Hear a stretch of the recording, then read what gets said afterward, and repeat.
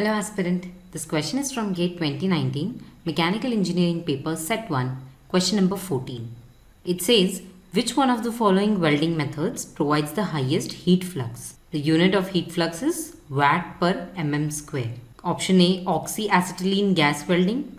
Option B, tungsten inert gas welding. Option C, plasma arc welding. And option D, laser beam welding. Let's start by understanding what is the meaning of heat flux. Heat flux is the flow of energy. Energy here is heat. Heat is also one of the forms of energy only. So the flow of energy per unit area per unit time. And that is why the unit is watt per mm square. Heat flux is also known by the name power density. Now welding is one of the joining processes in which heat is utilized to melt the metal at a concentrated area so that two parts can fuse or two parts can join to each other.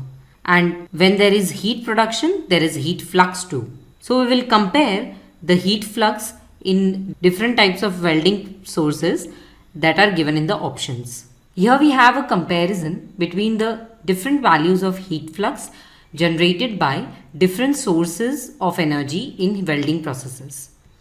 We can clearly see here that gas welding generates the least heat flux, while laser beam welding generates the highest heat flux, which is even greater than 10 to the power of 8 watt per mm square. To be noted that temperature generated in laser beam welding is even greater than 30,000 degrees Celsius. Now let's look at it qualitatively, how a laser beam is able to generate such a high value of heat flux. So when a laser beam is fired at a material for the purpose of creating a welding joint, it creates an electrostatic shock wave which causes friction on the material to which it is fired on.